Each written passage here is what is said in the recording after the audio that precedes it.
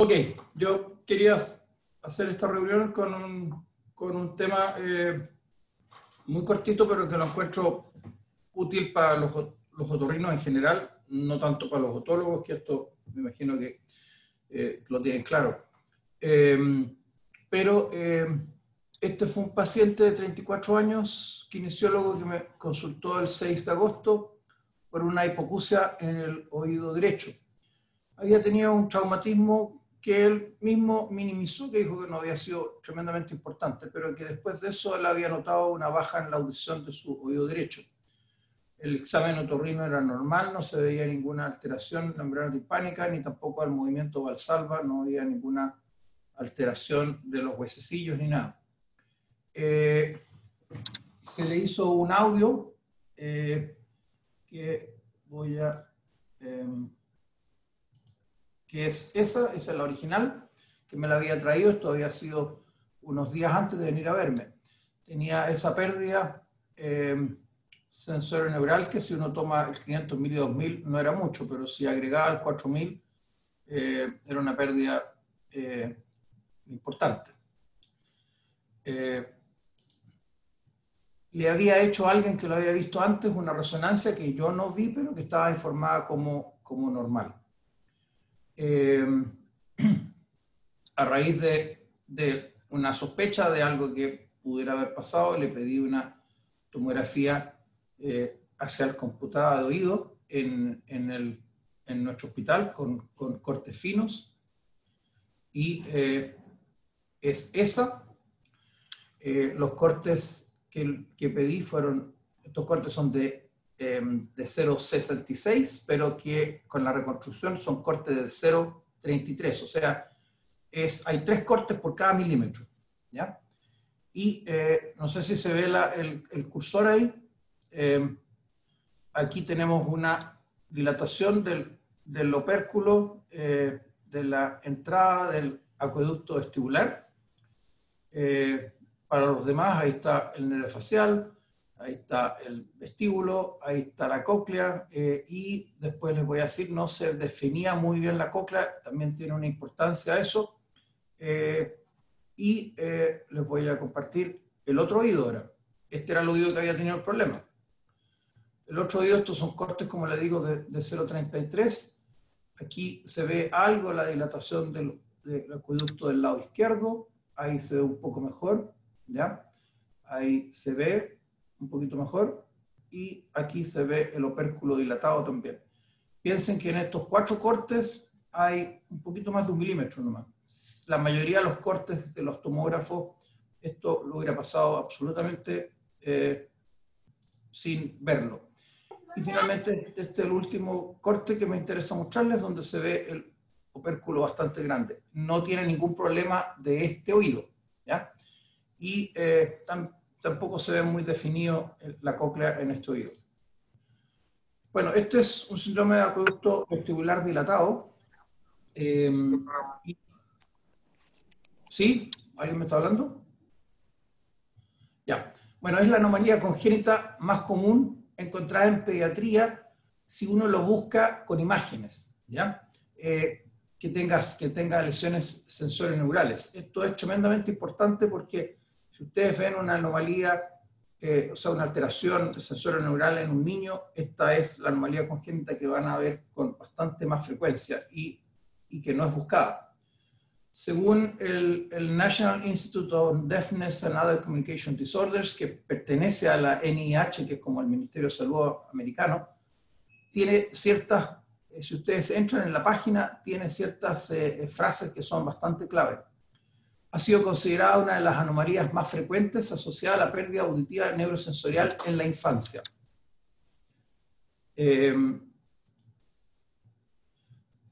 Para los internos presentes, estamos hablando, este es el oído interno, esta es todo un acercamiento del oído interno, y de la cruz común sale el acueducto vestibular, que es una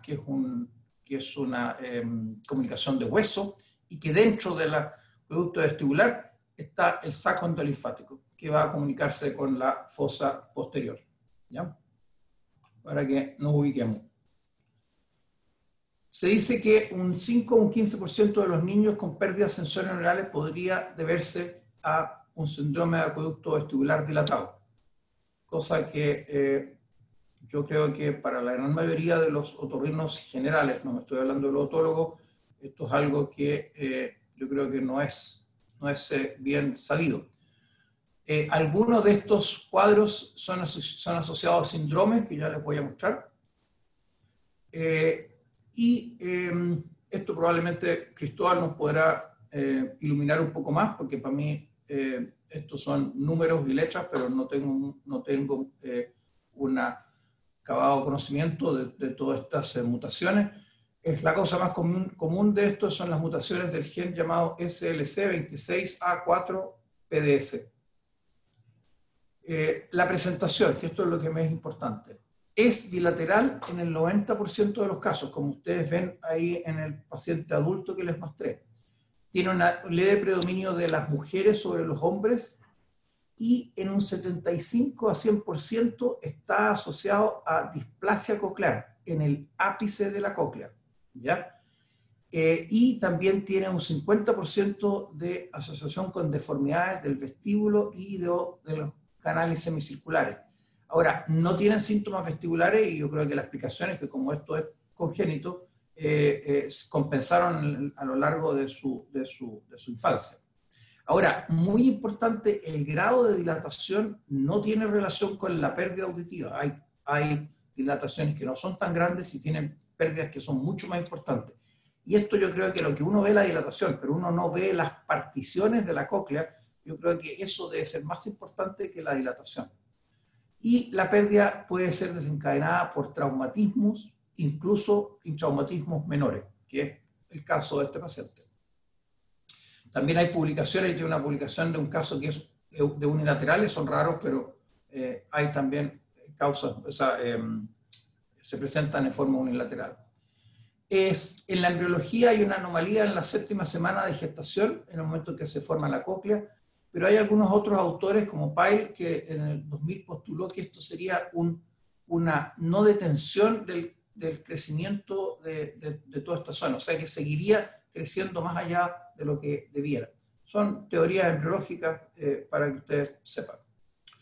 Esto es de la Biblia de cualquier otólogo, del libro de Schuchnecht. Ahí ustedes ven la dilatación en la zona del opérculo, que es en donde entra en contacto con la fosa posterior. Esta es una clasificación que hay de los síndromes de acueducto vestibular dilatado, que es la clasificación de Antonelli, de lo que yo he conversado antes de esto con los otólogos más conocidos, la conocen más bien Antonelli y bien pocos más, así que, y como les digo, como el grado de dilatación no tiene tanta importancia con respecto a la pérdida auditiva, yo creo que por eso no tiene gran importancia, es más bien algo para clasificarlo. ¿Alguien tiene prendido el micrófono, por favor? Bueno, como les dije, esto está asociado a algunos síndromes, como el síndrome de Pendred o como una displasia de Mondini, pero muchas veces no tiene asociación con ninguna otra alteración. La hipoacusia, ahí tienen la referencia abajo. La hipoacusia no siempre está presente al nacer, puede ser como este paciente, puede ser progresivo, puede ser súbito o puede ser fluctuante, o sea, tenemos todas las posibilidades. Puede ser uni o bilateral, puede ser sensorial o puede ser mixta, asimétrica o no. O sea, ustedes ven que en realidad tenemos todo un pupurrí de presentaciones. Y como les dije, no está relacionado al grado de dilatación. Ahora, lo más característico es la pérdida que comienza más o menos como a los 5 años, y esto se ve más o menos en el 50% de los niños que presentan esta alteración. Y como ya les dije, el perfil puede ser diverso.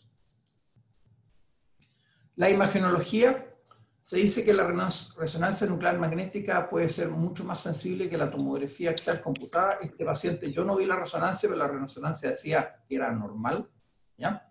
Hizo intenso en T1 y se ve mejor en T2, se ve la dilatación del acueducto y también sería mejor para ver las displasias cocleares. En tomografía tienen que ser cortes finos de menos de 1 milímetro, ahí le puse yo 1 milímetro, pero como les dije, esta reconstrucción que me hizo Gonzalo es de 0,33 milímetros. O sea, en un milímetro hay 3 cortes. Se considera dilatado, sigue habiendo un micrófono abierto, por favor. Hay un iPhone que está con el micrófono abierto. Se considera dilatado para algunas personas, yo les voy a mostrar las distintas clasificaciones, cuando es mayor a 1,5 milímetros en la mitad del acueducto, o sea, en la mitad entre la cruz común y el opérculo. Otras personas lo ponen como 0,9 milímetros. O sea, ustedes se fijan que si tenemos una tomografía común y corriente, esto puede pasar entre corte y corte sin que uno se dé cuenta. Otros lo miden en el opérculo, que tiene que ser mayor a 1,9 milímetros, y para que ustedes tengan una idea, uno usualmente lo relaciona con el canal semicircular lateral y ve el grado de dilatación de uno y el otro, pero esto es bastante poco claro, esto es mejor medirlo. Y se ve asociado a Gachr, esto es importante por los implantes cocleares. Aquí tienen, esto es una comunicación que encontré, pero que lo traje a colación porque mostraba las 4 o 5 clasificaciones que más se usan.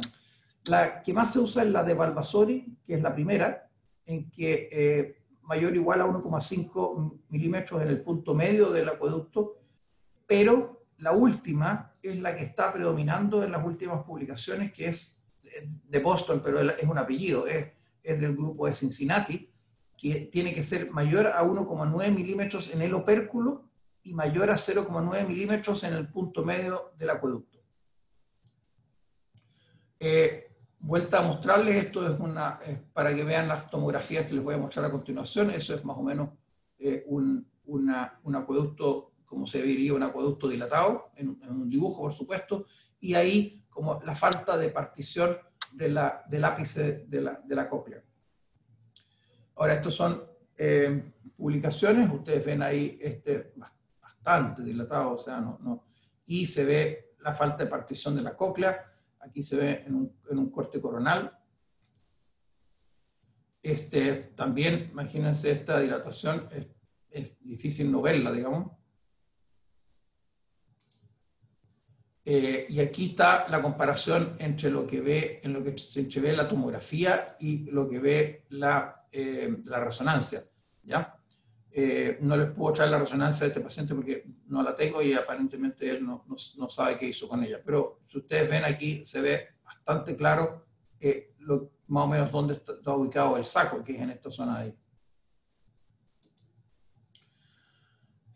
Aquí tienen otras que son resonancias y esta es una tomografía. Bueno, este es otro paciente del hospital. Aquí ustedes pueden ver que tiene en el lado derecho una tremenda dilatación del acueducto y tanto del opérculo como de todo el acueducto hasta prácticamente los canales semicirculares. Y en el otro lado una dilatación también, pero más pequeña. Ya este es paciente del hospital también. El tratamiento, ningún tratamiento ha probado ser efectivo. Ya me refiero a tratamientos médicos. Se han usado los esteroides, pero los resultados no son tan espectaculares. Sí está claro que la cirugía del saco no está recomendada. No es, puede producir más alteraciones que beneficios. Y lo que sí está claro, y ustedes comprenderán que es difícil decirle a unos papás de un niñito de 5 años que eviten los golpes en la cabeza, que eviten los deportes de contacto y los cambios de presión brusca. Eso puede ser más importante. Pero ¿qué niño no se golpea la cabeza o qué niño no juega y puede golpearse la cabeza? ¿Ya? Y importante que en las hipoacusias sensorineuronales profundas, sí los implantes cocleares pese a que existe la posibilidad de Gachr, que es absolutamente manejable dentro de la cirugía, esto es el tratamiento definitivo si es que llega a una pérdida importante, porque no nos queda otra, ¿no? Aquí ustedes ven un resultado en un implante coclear. Esto es más o menos lo que se puede obtener.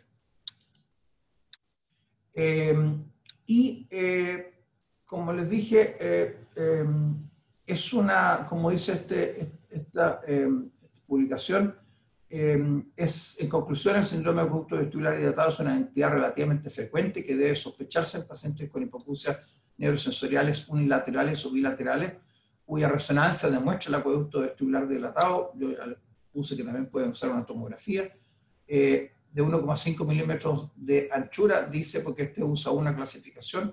Yo creo que la de Cincinnati es más clara, 1,9 en el opérculo y más de 0,9 en la mitad del acueducto. Su diagnóstico precoz e importante puede beneficiarse con un implante coclear. El pronóstico. El problema es la fragilidad que tiene la cóclea por estas deficiencias infraestructurales que tiene, ¿ya? Y, por supuesto, el pronóstico es mejor mientras más tardío comienza la hipoacusia sensorineural. Este paciente que les mostré me parece que tiene 32 años. O sea, si uno le dice a una persona de 32 años que evite los golpes, podrá hacerlo, digamos. Evidentemente que probablemente en el otro lado, que también tiene un acueducto vestibular dilatado, no vaya a pasar nada. Estos tienen mucho mejor pronóstico, pero desgraciadamente son las formas de presentación más raras. Es más, como les digo, frecuente después de los 5 años. Y en este caso, como apareció más tardíamente, es mejor para él. Eso era todo. Yo creo que en el fondo quería que tuviera claro esto, porque yo sé que hay personas que no lo manejan y esto es una cosa sencilla de poder manejar. Es difícil de poder hacer un tratamiento adecuado, porque como les digo, el tratamiento es más bien de tipo preventivo. Y lo que sí está claro es que si llegan a tener pérdidas importantes de los niños, el tratamiento es evidentemente los implantes cocleares. Preguntas, si tienen alguna pregunta o alguien que quiera aportar más de esto, encantado.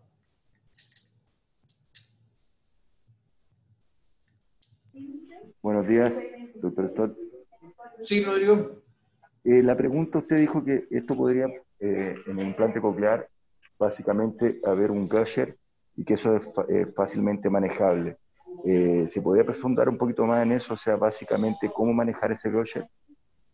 Lo que pasa es que el gusher es un poco más complejo si uno está haciendo una estapeostomía, que yo tengo alguna experiencia al respecto, porque ahí hay que esperar que salga el líquido, hay que tener paciencia para poder poner la prótesis.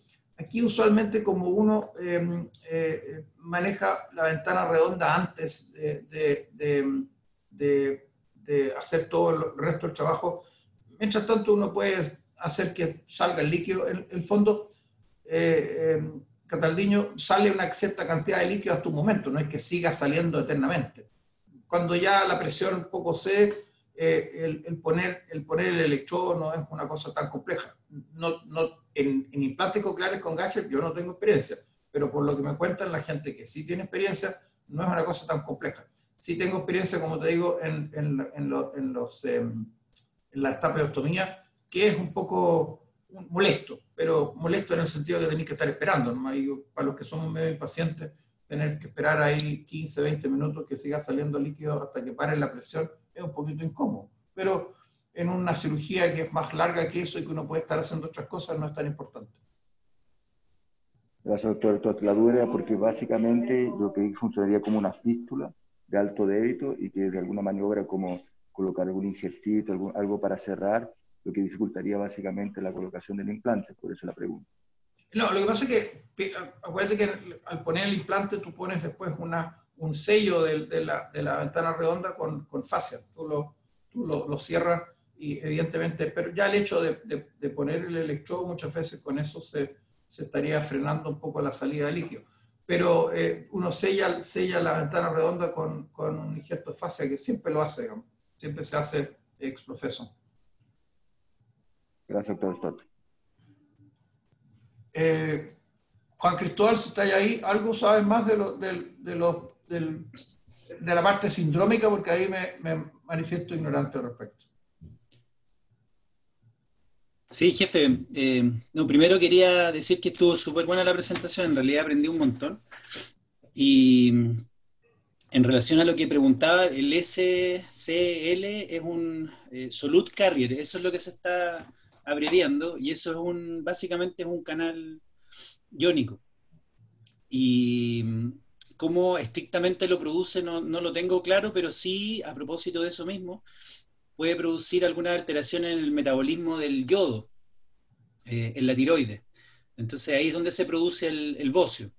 Por eso que el síndrome de Pendred tiene bocio además. Y una de las cosas que uno tiene que estudiar en estos pacientes para descartar que no tengan alteraciones del metabolismo del yodo también. Va a depender de la mutación y va a depender un poquito de lo que tengan, qué va a hacer, si va a tener un Pendred o solamente un acueducto en forma aislada.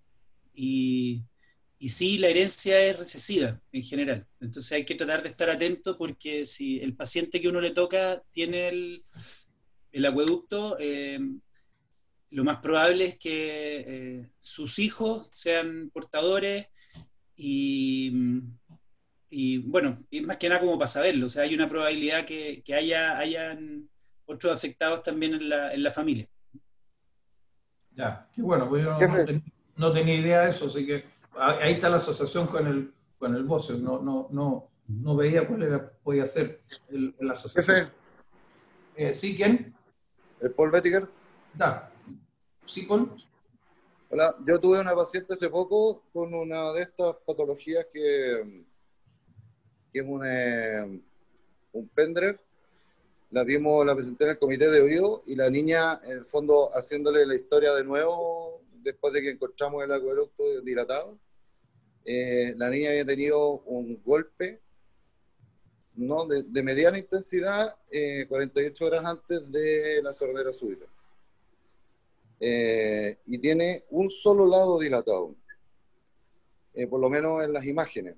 Entonces, la duda que yo tengo es, en el fondo, si, aparte de la parte genética, digamos, si ella misma tiene riesgo de perder la audición con otro golpe en el otro oído. Y cuéntame qué edad tenía cuando la vieron, pero no me recuerdo haberla visto. La presentamos en el comité de oído, una mujer como de 28 o 30 años.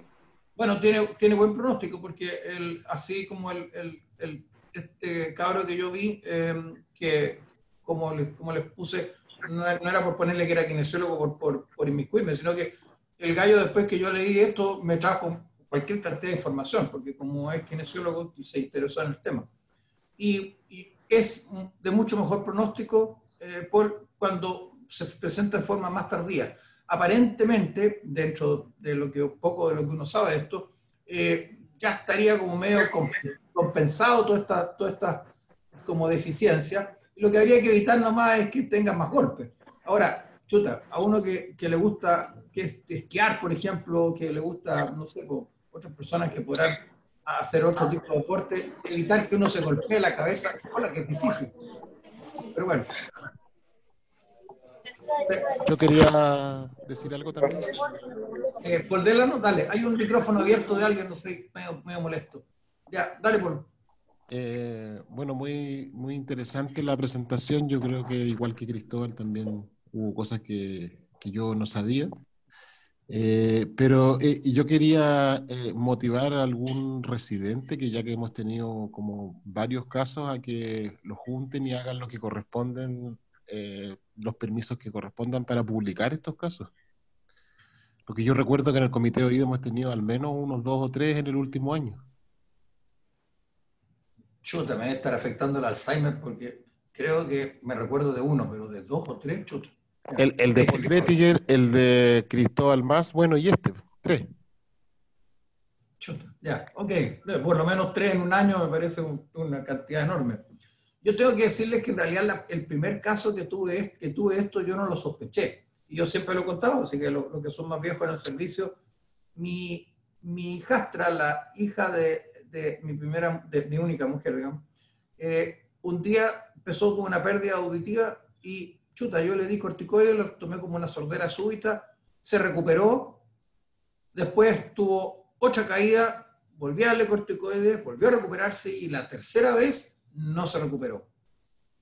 Y bueno, yo lo sumí como que, bueno, no le hice examen en nada. Y un día me viene con un paper, la cabra es súper inteligente, y me pone el paper, oye, ¿no será esto lo que yo tengo? Y era justamente un síndrome de acueducto vestibular dilatado, le tomé un escáner y eso era lo que tenía. ¿Ya? O sea, el primer caso, que además era dentro de la familia, no fui capaz de diagnosticarlo. Así que ahí, humildemente, agaché el moño y me encontré idiota, pero ahí nunca más se me pasó de largo. Por eso que acordándome de eso, es que cuando este kinesiólogo me contó eso, dije, ah, bueno, y la hamaca lo que había tenido era un golpe en la cabeza. Cada vez que tenía un golpe, pum, le bajaba la audición. Después hice la asociación. Que ella no me había contado porque en realidad, como les digo, de repente son golpes, ella practicaba en ese momento algunas, no me acuerdo si eran artes marciales, no sé qué cosas. Y claro, un golpe en la cabeza, pum, bajaba la audición. Así que les cuento como anécdota eso, ¿no? Y el mecanismo, la idea sería que la energía del trauma se transmite directamente al oído interno, cosa que supongo... Esa justamente es lo que se piensa, porque en realidad, imagínate, no hay mucho investigación al respecto, cómo vamos a hacer una biopsia, que se transmite justamente la presión de intracerebral hacia la cóclea, y como tiene estas particiones que no están estructuralmente adecuadas, esto produciría un daño dentro de la cóclea probablemente tal. Ya sea como quien hace un hilo, si se rompe en membrana, yo lo interpreto de esa manera, digamos. Ahora, no tienen vértigo, eso está claro. No esperen encontrar vértigo porque no tienen. ¿Alguien más quiere opinar? Yo creo que a mí yo lo pensé no tanto en los otólogos, que parece que son los únicos que han hablado, pero porque de repente uno puede tener estos casos en la consulta y interpretarlos como un accidente coclear, una sordera súbita, y bueno, puede estar pasando esto. Me habría gustado haber convidado a Gonzalo, pero se me fue y me acordé hoy día en la mañana, ya era tarde ya, para que nos hubiera, porque se dice que la resonancia tiene mejor, se ve mejor. Porque también se dice que podría ver las particiones de la cóclea. Yo creo que, sinceramente, yo en la resonancia no soy capaz de ver las particiones de la cóclea, pero imagino que los radiólogos serán capaces de hacerlo. Yo, por lo menos, con suerte, uno ve las 2 vueltas y media de la cóclea y punto, ¿no? ¿Alguien más quiere opinar algo?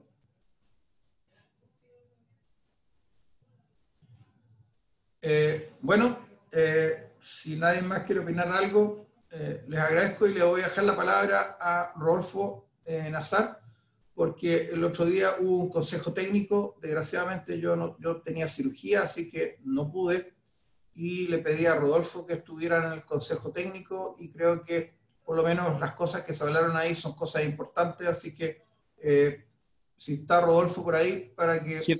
Jefe, la Mariel hizo una pregunta al chat. Ah, yo no lo vi, perdona. No sé por qué no puedo ver el chat. ¿Qué es lo que dice? Léemela porque no lo veo. Hola, Carlos. Ah, pucha, ahora sí la veo. Así que lo que pasa es que cuando dejé de compartir pantalla la vi. Perdona, no te la había visto. No importa. Lo que yo estaba pensando es que a lo mejor ya que Lucho y Cristóbal se entusiasmaron, que a lo mejor sería bueno incorporar a Gonzalo y ver en otros sujetos que tengan acueducto vestibular dilatado, que haya sido un hallazgo en la tomografía, porque golpearse la cabeza es algo súper frecuente, o sea, ¿quién no se ha golpeado? Entonces, si efectivamente habrá alguna relación causa-efecto, o a lo mejor es solamente un hallazgo. Sí, te entiendo la idea, pero imagínate, o sea, habría que preguntarle a los que tienen acueducto vestibular dilatado y no tienen nada, hacerles como un recall. Venga, por favor, oiga, ¿usted se ha golpeado la cabeza y le ha pasado algo? Sí, te entiendo, es un poco difícil, sí, porque, como le decimos, ¿sabe qué? existe la posibilidad de que pase algo si se golpea la cabeza, aunque no tenga nada. Chuta, es complicado. Yo creo que hay muchas cosas aquí que no sabemos. Yo te entiendo, yo creo que ¿quién diablo nos ha golpeado la cabeza? ¿Qué niño nos ha golpeado la cabeza? Bueno, a mí me gustaría golpear la cabeza a varios hoy en día, pero está claro de que estos son golpes así fortuitos. No sé, por lo menos creo que está claro que si el National Institute of Health pone todas estas advertencias ahí, esta gente no pone advertencias por cualquier cosa, así que por lo menos evidencia la hay. Pero me parece interesante lo que tú dices. Y qué bueno que se hayan entusiasmado Lucho y Cobos. Ya, está bien. Vamos a pasarle. Yo por lo menos les paso los dos casos que tengo y parece que Paul Bettiger tiene acumulado más casos. Rodolfo,